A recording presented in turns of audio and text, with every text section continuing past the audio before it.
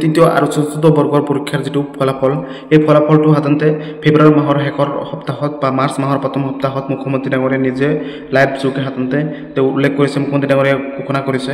আৰু অসমত মুখ্যমন্ত্ৰী ডাঙৰীয়াই যিটো ঘোষণা কৰে বা যিটো কয় সেইটো কৰি দেখুৱায়। আৰু বন্ধুসকল, ইতিমধ্যে তৃতীয় আৰু চতুৰ্থ বৰ্গৰ পৰীক্ষাৰ ৰিজাল্টৰ ইতিমধ্যে OMRCP হওক, কুৱেশ্যন পেপাৰে হওক, সকলোবোৰ দি দিছে। আৰু আপোনালোকে সকলো চাবই পাৰিছে কিয়নো কিমান নম্বৰ পাইছে। আৰু মই ইতিমধ্যে এইটো ভিডিঅ'ৰ জৰিয়তে ভালকৈ বুজাই দিম যে আপোনালোকৰ সাধাৰণতে যিটো মুখ্যমন্ত্ৰী ডাঙৰীয়াই যিটো 10 মাৰ্ক এক্সট্ৰা দিব বুলি মুখ্যমন্ত্ৰী ডাঙৰীয়াই কৈছিল, যে যিটো চৰকাৰী চাকৰিৰ পৰিয়ালত নাথাকিলে তেওঁলোকক 10 মাৰ্ক এক্সট্ৰা দিব বুলি মুখ্যমন্ত্ৰী ডাঙৰীয়াই ঘোষণা কৰিছিল, সেইটো দিয়া হ'ব নাই। আৰু ৰিজাল্টটো কোনটো ডেটত মুকলি হ'ব, আৰু ভাইভা টেষ্টটো কেতিয়া অনুষ্ঠিত হ'ব, আৰু নেক্সট ষ্টেপত আপোনালোকে কিমান পদ মুকলি হ'ব অসম চৰকাৰৰ, সেই বিষয়ে মই এডিআৰ 3.0 কিমান পদ মুকলি হ'ব ফুল ডিটেইলছ আপোনাক মই এইটো ভিডিঅ'ৰ জৰিয়তে ভালকৈ বুজাই দিম। যিসকলে প্ৰথমবাৰ ভিজিট কৰিছে চেনেলটো এটা ছাবস্ক্ৰাইব কৰি দিব, ভিডিঅ'টো এটা শ্বেয়াৰ কৰি দিব।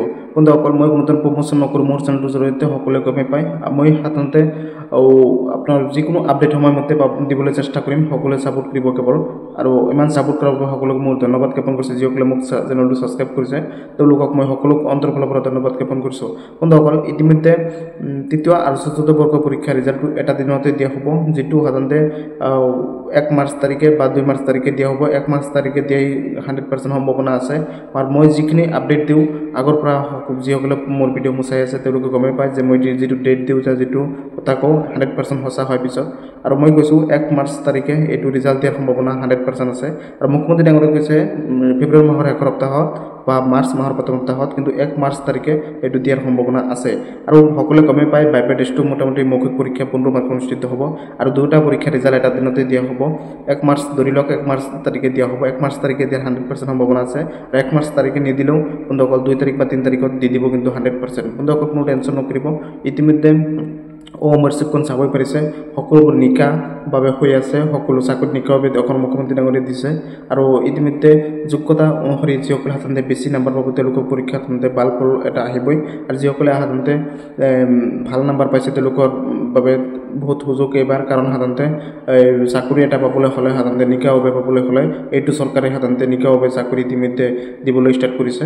আৰু আপোনাক মই কৈছোঁ প্ৰতিটো খবৰ, প্ৰতিটো আপডেট মোৰ চেনেলৰ পৰা পাই থাকিবলৈ চেনেলটো ছাবস্ক্ৰাইব কৰিব লাগিব।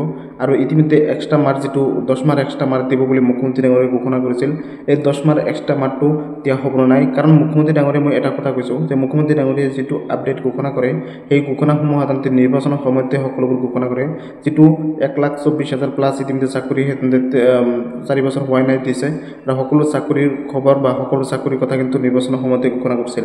আৰু নিৰ্বাচনৰ সময়তে সকলো ঘোষণা কৰা চাকৰি কিন্তু ইতিমধ্যে মুখ্যমন্ত্ৰী ডাঙৰীয়াই পূৰণ কৰি আছে। আৰু অসম চৰকাৰে যিমান আঁচনিৰ কথা ঘোষণা কৰিছিল সকলো কিন্তু নিৰ্বাচনৰ সময়তে ঘোষণা কৰিছিল, আৰু সকলোবোৰ কিন্তু দি আছে। বন্ধুসকল, দিছে আৰু বহুতেও দি আছে তেওঁ। বন্ধুসকল, সেইবাবে কৈছোঁ মুখ্যমন্ত্ৰী ডাঙৰীয়াই কৈছে যে 10 মাৰ্ক এক্সট্ৰা দিয়া হ'ব বুলি মুখ্যমন্ত্ৰী ডাঙৰীয়াই কৈছিল। সেই মুখ্যমন্ত্ৰী কোৱাৰ দৰে 100% মোৰ হিচাপত এই 10 মাৰ্ক এক্সট্ৰাটো পাব। যদি কিবা কাৰণে নিদিয়ে তেনেহ'লে আপোনাৰ সাধাৰণতে নিকাভাৱে সকলো হৈ আছে। আৰু অসমৰ মুখ্যমন্ত্ৰী ডাঙৰীয়াই যিটো ঘোষণা কৰে সকলোবোৰ শুদ্ধ কৰি দিয়ে। আৰু সকলো আপডেট, সকলো খবৰ পাই থাকিব মোৰ চেনেলটোৰ জৰিয়তে। এই 10 মাৰ্ক যদি এক্সট্ৰা পাই দিয়ে তেনেহ'লে যিসকলৰ পৰিয়ালত চৰকাৰী চাকৰি নাই তেওঁলোকে 10 মাৰ্ক এক্সট্ৰাটো পাব। যিসকল সাধাৰণতে সকলোবোৰ সাধাৰণতে এটা পোষ্টত 2জনকৈ কেণ্ডিডেট মাতিব। এটা পোষ্টত ভাইভা টেষ্টত ৰিটেন এক্সামত এটা পোষ্টত 2জনকৈ সাধাৰণতে কেণ্ডিডেট মাতিব। এটা পোষ্টত 2জনকৈ কেণ্ডিডেট মতাৰ পিছত তাৰে এজন সাধাৰণতে ভাইভা টেষ্টত এজন ফেইল কৰিব, এজন পাছ কৰিব, এজন চাকৰি পাব, এজন ফেইল কৰিব। বন্ধুসকল, আৰু 12,600 পদ আছিল, 25,000 সাধাৰণতে 12,600 পদ আছিল, তাৰে সাধাৰণতে 25,400 কেণ্ডিডেট মাতিব। তাৰে 50% আকৌ ফেইল কৰিব, 50% পাছ কৰিব। বন্ধুসকল, যিসকলে সাধাৰণতে পৰিয়ালত চৰকাৰী চাকৰি নাই তেওঁলোকে এই 10 মাৰ্ক এক্সট্ৰা পোৱাটো 100% মোৰ হিচাপত বিশ্বাস আছে। 100% এই 10 মাৰ্ক এক্সট্ৰাটো দিব। যিসকলে পৰিয়ালত চৰকাৰী চাকৰি আছে তেওঁলোকে 10 মাৰ্ক এক্সট্ৰাটো নাপায়। যিসকলে পৰিয়ালত চৰকাৰী চাকৰি নাই তেওঁলোকে 10 মাৰ্কটো এক্সট্ৰা পাব। যিসকলে পৰিয়ালত চৰকাৰী চাকৰি আছে তেওঁলোকে মোক বেয়া পাব পাৰে।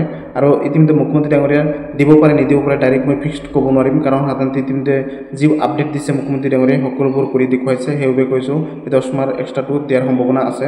100% নকওঁ যে 100% দিব, কিন্তু অকল এই 10 মাৰ্ক এক্সট্ৰা নাম্বাৰটো দিয়াৰ সম্ভাৱনা এটা আছে। কিন্তু কাৰণ মুখ্যমন্ত্ৰী ডাঙৰীয়াই যিটো নিৰ্বাচনৰ সময়তে ঘোষণা কৰিছে সেইটো কিন্তু কৰি দেখুৱাইছে বা দিছে।